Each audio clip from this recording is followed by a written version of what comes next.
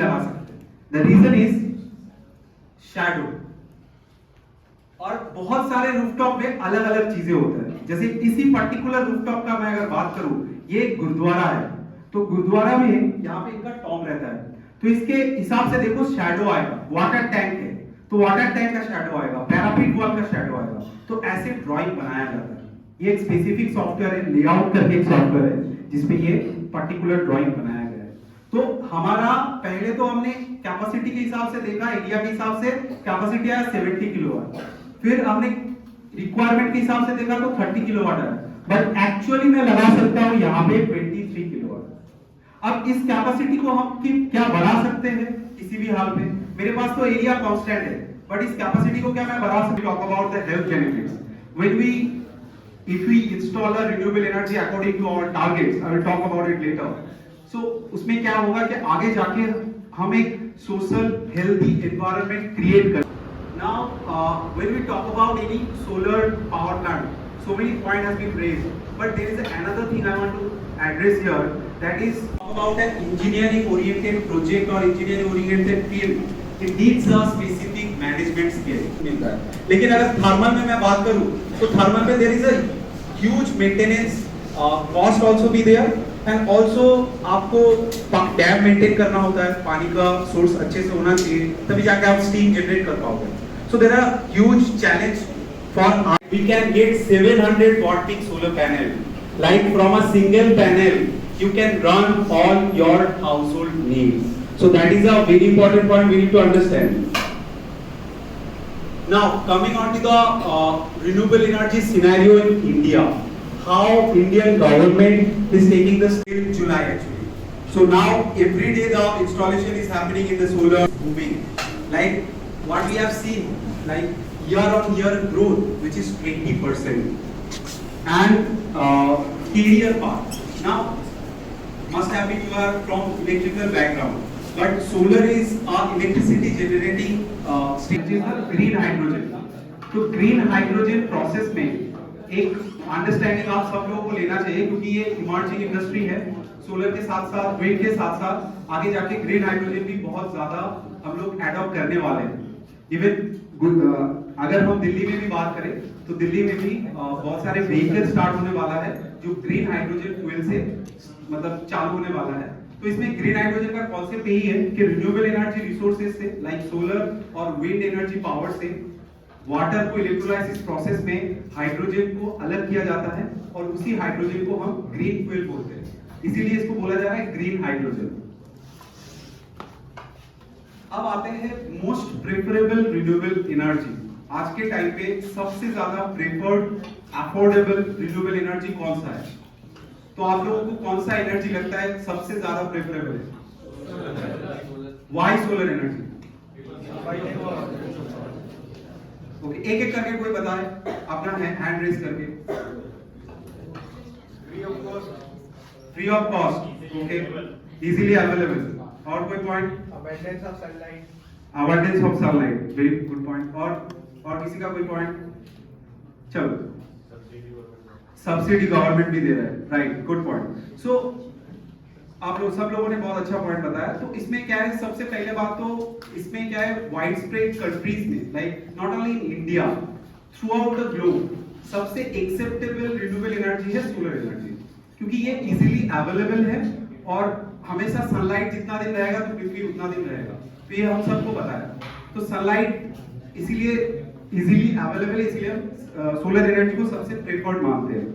उसके बाद आते हैं इजीली एक्सेसिबल। इजीली एक्सेसिबल इसका मतलब ये है कि जो भी अदर रिन्यूएबल एनर्जी रिसोर्सेज है, just like wind energy, biomass energy, tidal energy, जो भी अदर रिसोर्सेज है, इसमें एक बड़ा चैलेंज ये आता है कि या तो विंड एनर्जी के लिए आपका अपफ्रंट इन्वेस्टमेंट बहुत ज्यादा होता है, उसके लिए बहुत एक्सपर्टाइज चाहिए, बहुत बड़ा एरिया चाहिए, विंड चाहिए, जो हर लोकेशन पे नहीं होगा। तो इसीलिए जब हम सोलर की बात करते हैं तो एक छोटे से सोलर प्लेट से भी आप कहीं पे भी इलेक्ट्रिसिटी जनरेट कर पाते हो। इट्स नॉट अबाउट कि आपको एक बहुत बड़ा एरिया चाहिए, आपको एक स्पेसिफिक लोकेशन पे ही आपको लगाना है। सनलाइट तो हर जगह पे आएगा, आप जस्ट किसी भी एक रूफटॉप पे लगा सकते हो, आप अपने घर पे, आपका अगर घर है तो एक छोटा सा एरिया है आपके छत के ऊपर, तो वहां पे भी लगा के आप फ्री पावर ले सकते हो। तो इसीलिए सबसे बोला जाता है कि ये इजीली एक्सेसिबल पावर है। एंड नेक्स्ट थिंग ये है, अगर मुझे ज्यादा अमाउंट जनरेट करना है, कि आज के टाइम पे क्या हो रहा है, जो लार्ज लेवल का इंडस्ट्रीज है, लाइक सीमेंट इंडस्ट्रीज, लाइक जो भी वुडन इंडस्ट्रीज है, जहां पे बहुत ज्यादा huge amount of power requirement होता है, तो वो लोग क्या कर रहे हैं, वो अलग से अपना सोलर प्लांट लगा रहे हैं स्पेसिफिक लैंड पे, जिनके पास लैंड है। इवन अगर हम बात करें कि हरियाणा, पंजाब, ऐसे जगह पे बहुत सारे बैरन लैंड होते हैं, राजस्थान में भी बहुत सारे बैरन लैंड है। तो बैरन लैंड पे क्या होता है, वहां पे कोई क्रॉप, और sometimes they don't have like for their daily needs, they don't have enough power. So that's the reason that sustainable living comes into the picture, the sustainability. So जब हम लोग किसी भी एक एरिया पे फोकस कर रहे हैं, तो उसी टाइम पे हमें बहुत ज्यादा, जब सस्टेनेबल लिविंग का बात आता है, तो क्या होता है कि आप जहां पे भी रह रहे हैं, आपका एनर्जी इंडिपेंडेंस होना जरूरी है, क्योंकि विद टाइम आगे जाके हमारे पास फॉसिल फ्यूल एनर्जी खत्म होने वाला है।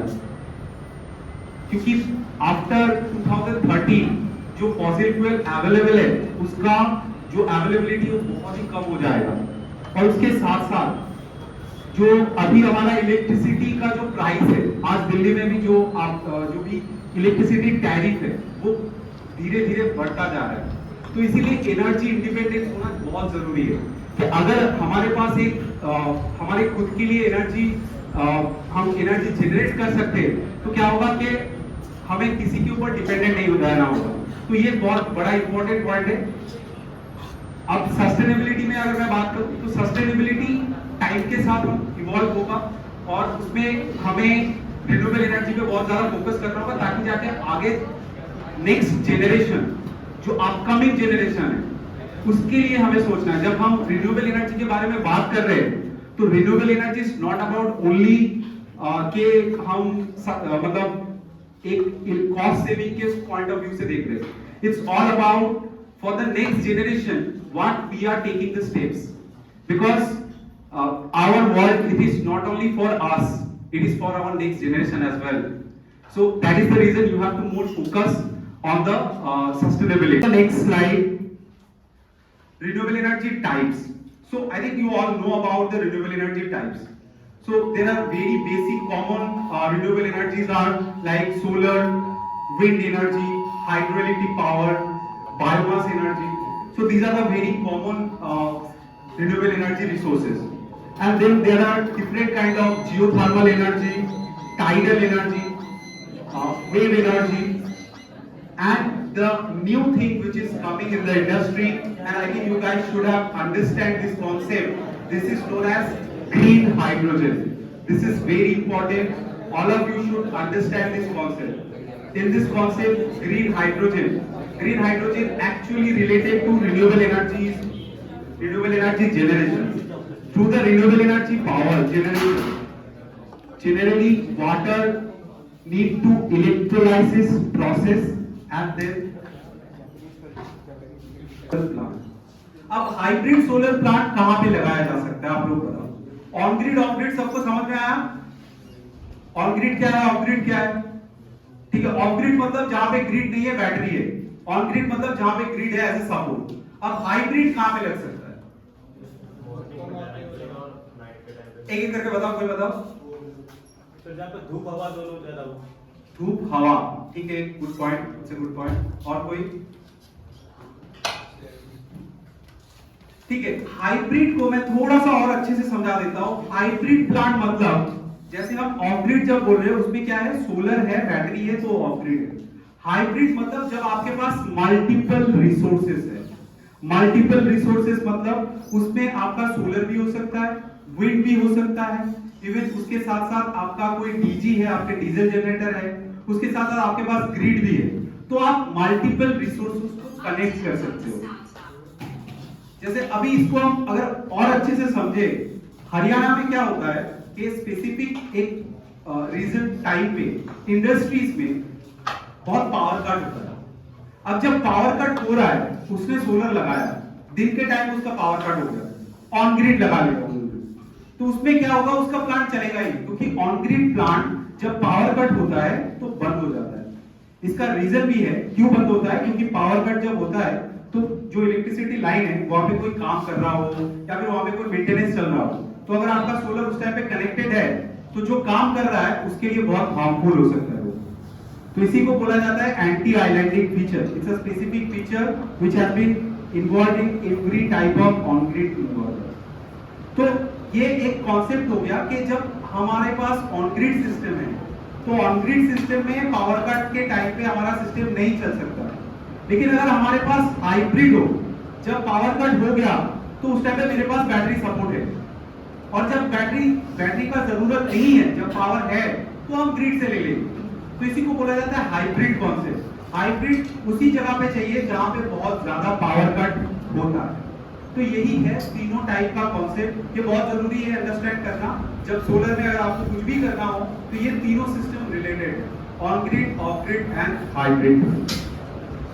अब आते हैं नेक्स्ट स्लाइड पे। ये एक ड्राइंग आपको पीछे से दिख रहा होगा, ठीक है। ये ड्राइंग किस सॉफ्टवेयर में बनाया गया है, तो किसी को आइडिया है? Yes please. Scalene and SketchUp, yes right, okay. So scalene and SketchUp के थ्रू ये ड्राइंग बनाया गया है, बट यहाँ पे स्केलियन हमने यूज नहीं किया है, यहाँ पे हमने स्केचअप यूज किया है। स्केलियन के बारे में, स्केलियन थोड़ा सा डिटेल चीज है, अब आगे डिस्कस करेंगे। तो क्या होता है, कोई भी सोलर प्लांट में अगर मैं बात करूं तो सोलर प्लांट में एक बहुत ही इंपॉर्टेंट चीज है, हमें हमेशा ध्यान रखना पड़ता है, वो है shadow.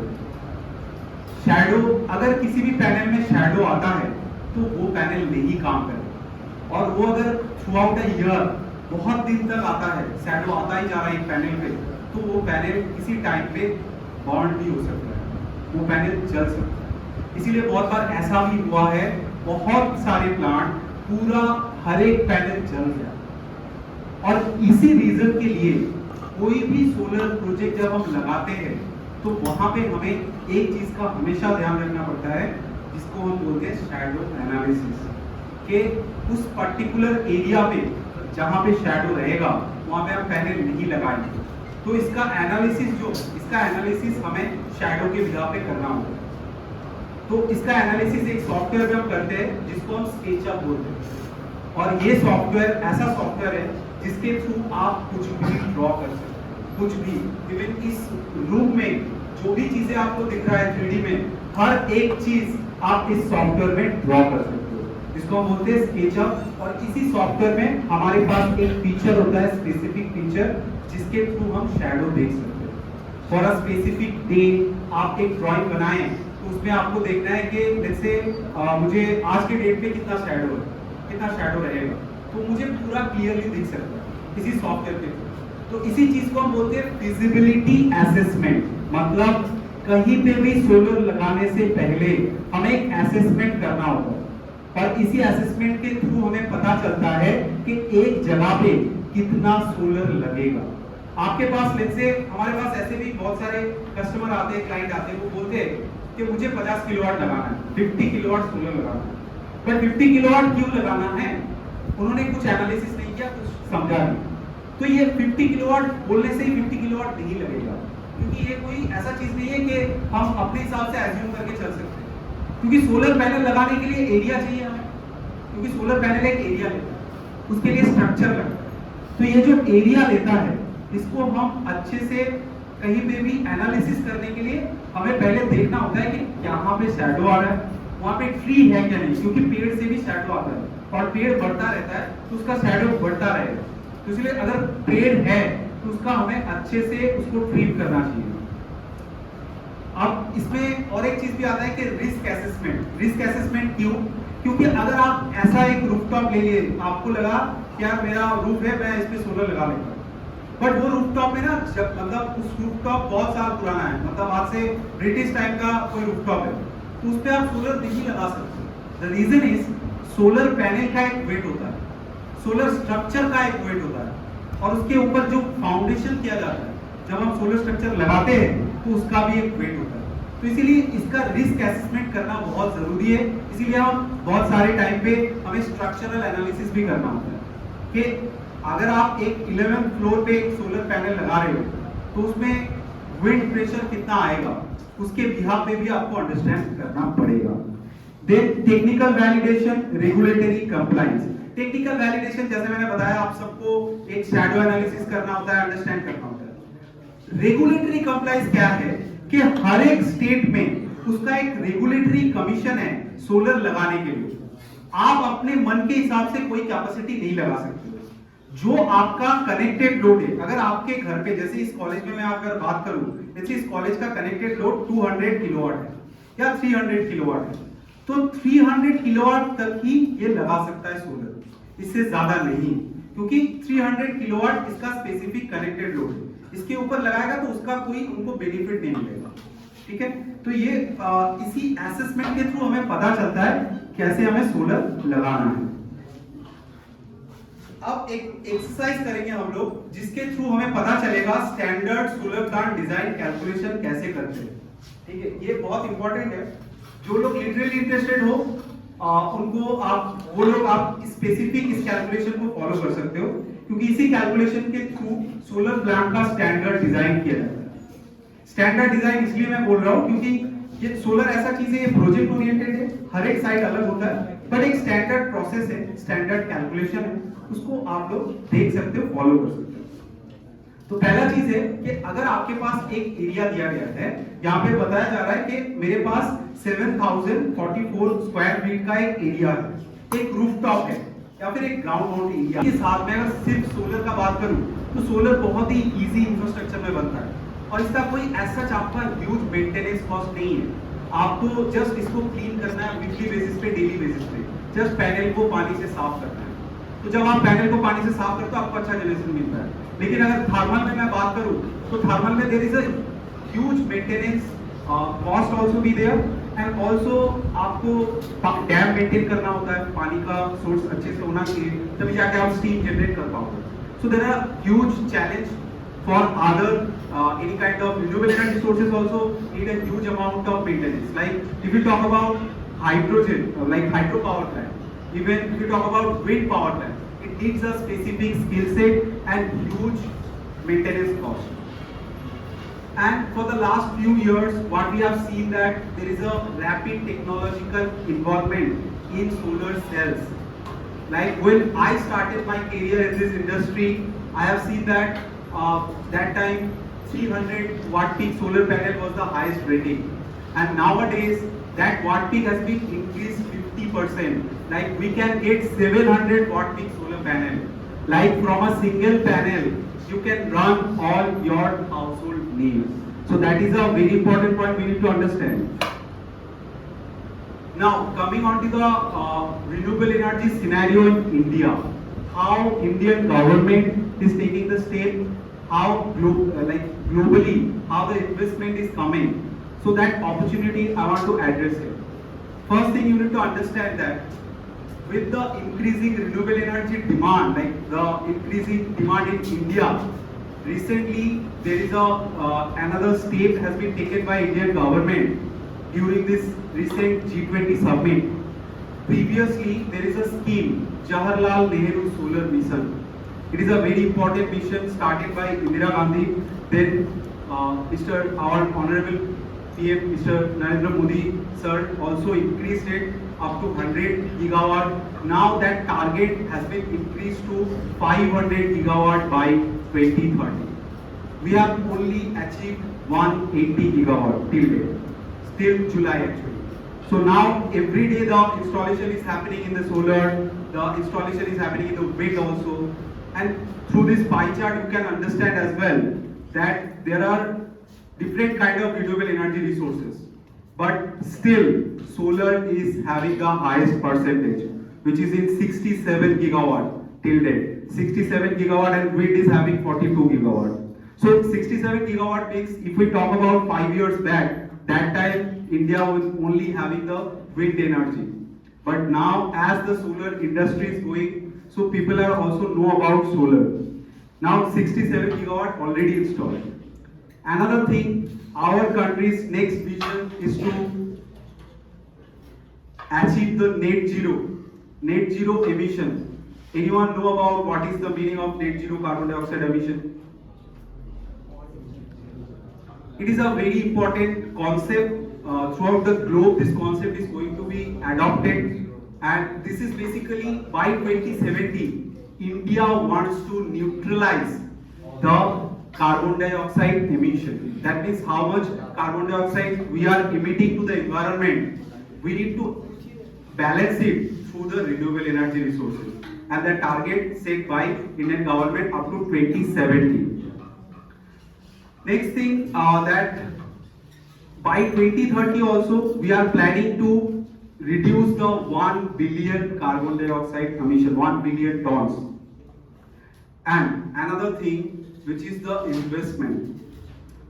For the recent G20 summit, Indian government also set the target, a specific investment, 59.35 billion US dollar, which is the highest for any kind of renewable energy resources or any kind of industry. It is the highest investment allotted.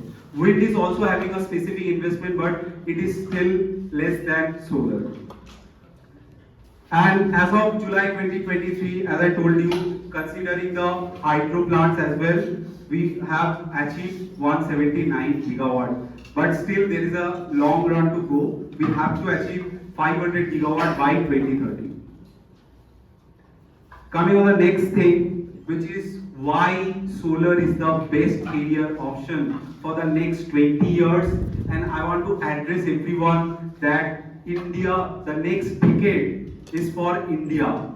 The next decade, the next upcoming 10 years is for India only. And because it is not only because of this huge industrial growth, it is also because of the renewable energy growth. That is the reason that for the G20 summit, the India theme was focusing on the renewable energy. Next thing, here I want to address that opportunity. What are the opportunities are available in global level? So we all know that India में solar अच्छे से काम कर रहा है, opportunity भी है, but बाहर में क्या होता है? अगर हम एशिया स्पेसिफिक कंट्री में बात करें, तो 20% ग्रोथ रेट हमें देखने को मिल रहा है. हर साल हमें ग्रोथ देखने को मिल रहा है. इवन आप अगर रिन्यूएबल एनर्जी में अपने आप को एक नॉलेजेबल पर्सन, अगर आप अपना नॉलेज गैदर करते हो, तो आप आगे जाके even you have the global level opportunities as well. Next is that market expansion. How the market has been increased for the last decade. The solar industry is not just growing, it's booming. Like what we have seen, like year on year growth, which is 20%. And career path. Now, must have been you are from electrical background, but solar is a electricity generating station or power plant or a sector. But in this sector, there are very specific job roles. Job roles means here maybe you can be a design engineer in any company. You can start your own business as well, or else you can do a live project manager. You can be on the side. You can handle the team if you have the skill. Because when we talk about an engineering-oriented project or engineering-oriented field, it needs a specific management skill. Because to manage the manpower, to manage the work at site, it is very challenging. And for the designing sector, which is the most emerging sector in solar, there is a huge requirement of the skilled designer, because there are certain software you need to know, there are certain skills you need to know. So that is, there is a different career path you can get from solar, and also you can get the global level opportunities. Next thing, global investment. So previously I have just talked about the investment on the Indian perspective, like how the Indian government is planning for the investment. But if you talk about the global level investment, by 2030, the global level investment estimated almost $2,000 billion, which is highest for across the any kind of industry.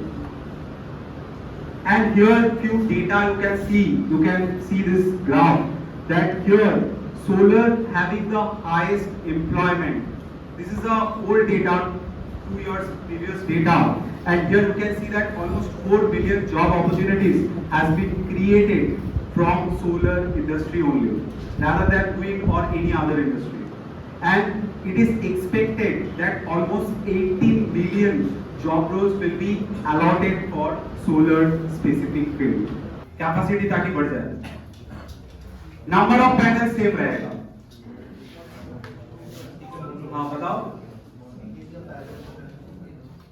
Loudly loudly, कोई बताओ mono के बारे में कुछ बता। Yes right, हम लोग panel का हाइट बढ़ा सकते हैं ताकि शैडो कम आए और हम ज्यादा पैनल लगा पाए, ताकि क्योंकि पैरापीट वॉल का शैडो आ जाता है, तो अगर पैरापीट वॉल से ऊपर रख देते हैं सोलर पैनल्स को तो उसमें शैडो आएगा नहीं, तो हम थोड़ा सा ज्यादा पैनल लगा पाएंगे। और कोई ऑप्शन हो सकता है? मोनोक्रिस्टल बताओ। यस मोनोक्रिस्टलाइन पैनल यूज करके हम ज्यादा कर सकते हैं, क्योंकि पैनल का साइज तो ऑलमोस्ट कांस्टेंट है, चाहे आप पॉली यूज कर रहे हो चाहे आप मोनो यूज कर रहे हो। तो अगर साइज कांस्टेंट है तो मैं वहां पे ज्यादा पैनल लगा पाऊंगा, मतलब वाटेज ज्यादा कर दिया मैंने तो प्लांट का कैपेसिटी बढ़ गया। तो इसी पर्टिकुलर चीज को जो अभी हम डिस्कस कर रहे थे, इसी चीज को बोला जाता है ऑप्टिमाइजेशन, कि एक जगह पे एक डिजाइनर 100 किलोवाट लगा सकता है और दूसरा डिजाइनर उसी जगह पे 200 किलोवाट भी लगा सकता है, वो उसके इंजीनियरिंग के ऊपर डिपेंड करता है। तो इसीलिए बोला जाता है कि सोलर प्लांट में कोई भी सोलर बहुत ही इंपॉर्टेंट चीज है। आज के टाइम पे हम जो भी चीजें यूज करते हैं हर एक चीज ROI से रिलेटेड है। It's not about solar, it's not about renewable energy, it's about ROI। आप कुछ भी चीजें खरीदते हो उससे कुछ ना कुछ ROI रिलेट करता है, और ROI एसेट से रिलेट करता है। कभी कभार हम स्टॉक में इन्वेस्ट करते हैं ताकि हमें रिटर्न ज्यादा मिल जाए।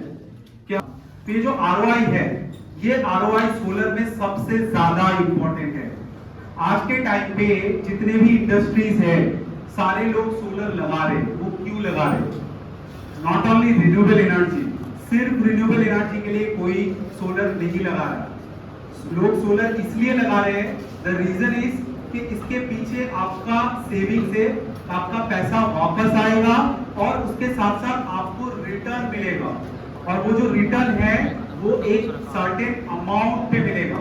सबसे ज्यादा कोई भी स्टॉक नहीं है, आपको मैं अभी कैलकुलेशन करके बताऊंगा, ऐसा कोई स्टॉक नहीं है जो सोलर से ज्यादा आपको रिटर्न देगा।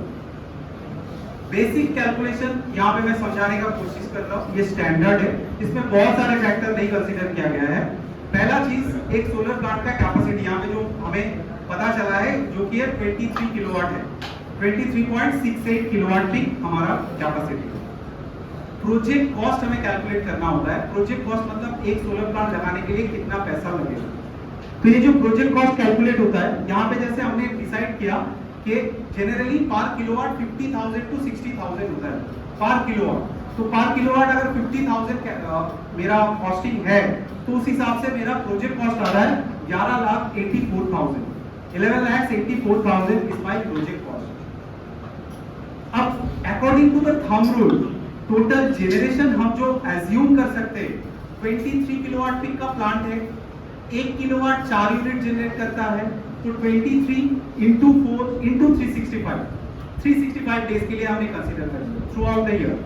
तो मुझे पता चल गया 34,000 यूनिट्स जनरेट हो सकता है। 34,000 यूनिट्स इलेक्ट्रिसिटी जनरेट हो सकता है सोलर पैनल से, सोलर प्लांट से, 23 किलोवाट के प्लांट से। अब हम कैलकुलेट करते हैं कि ये जो जनरेशन मुझे सोलर से मिलेगा, मैं कितना पैसा बचा रहा हूं साल भर में। तो अगर मैं एक स्पेसिफिक ईयर का बात करूं तो मेरा 8.5 यूनिट्स, मैं जस्ट दिल्ली के लिए अगर मैं बात करूं या थ्रू आउट इंडिया मोस्टली अगर हम बात करें तो 8 rupees to 8.5 rupees energy charge होता है, general energy charge 8 to 8.5 rupees होता है। तो ये जो एनर्जी चार्ज के थ्रू मुझे पता चल गया कि साल में, एक ईयर में मैं 2,93,000 अमाउंट सेव कर रहा हूं। ये पैसा मैं बचा रहा हूं सोलर लगाने के लिए। सोलर लगाने के बाद ये पैसा मैं बचा लिया। अब क्या होगा, अब मुझे पता करना है कि कितने साल में जो मैंने पैसा पहले लगाया था 11,84,000 जो मैंने लगाया था, वो पैसा कितने साल में मुझे वापस मिलेगा। तो जस्ट एक साल में मुझे 2,93,000 मिल रहा है, तो मैं दोनों को डिवाइड कर लिया तो मुझे मिल गया 4 साल। तो जो पैसा मैंने लगाया वो पैसा मुझे 4 ईयर में रिटर्न हो गया, मुझे रिटर्न मिल गया almost 12 lakh rupees. 12 lakh rupees जो मैंने लगाया था वो 4 साल में रिटर्न हो गया। अब आते हैं बेनिफिट में। सोलर पैनल या सोलर प्लांट 25 साल तक काम करता है, 25 इयर्स। आज के टाइम पे 30 इयर्स तक भी इंडस्ट्री गारंटी देता है कि 30 साल तक आपका प्लांट चलेगा। तो अगर 30 इयर्स आपके पास है तो 4 साल में तो आपका पैसा वापस आ गया। अब उसके बाद आपके पास 26 इयर्स है तो 26 साल तक आपको फ्री पावर मिल रहा है। जो पावर मिल रहा है उसके लिए आप कोई पैसा नहीं दे रहे, क्योंकि उसके लिए पैसा तो आपने पहले दे दिया था, उसका पैसा तो आपको वापस आ गया है। तो अभी जो आप पूरा इलेक्ट्रिसिटी आपको मिल रहा है वो एक्चुअली फ्री ऑफ कॉस्ट है। So that is the reason आपको यहाँ पे आरओआई, रिटर्न ऑन इन्वेस्टमेंट जो है वो सबसे ज्यादा मिलता है। अगर मैं 25 इयर्स के बेसिस पे कैलकुलेट करता हूं तो आप देखो ये 620% हो रहा है। अब इसको अगर आप 25 से डिवाइड करोगे तो ऑलमोस्ट 23% ईयरली रिटर्न है। आप कोई भी स्टॉक देख लो। यस प्लीज सर, आपने कहा कि पावर जो 4 साल में पूरा इन्वेस्टमेंट वापस आ जाएगा, हाँ। फिर फ्री ऑफ कॉस्ट होगा। सर, जैसे आपने बताया कि 3 टाइप के होते हैं, हाँ। तो पहले टाइप में ग्रिड का मेंटेनेंस नहीं लगेगा। ग्रिड का मेंटेनेंस आपको क्यों लगेगा? ग्रिड का मेंटेनेंस तो ग्रिड करेगा ना, वो तो ऑन ग्रिड सिस्टम है। सर, बैटरी का 25 साल चलती है, बैटरी का भी maintenance- बैटरी का तो नहीं है, बैटरी का बात ही नहीं कर रहा हूँ।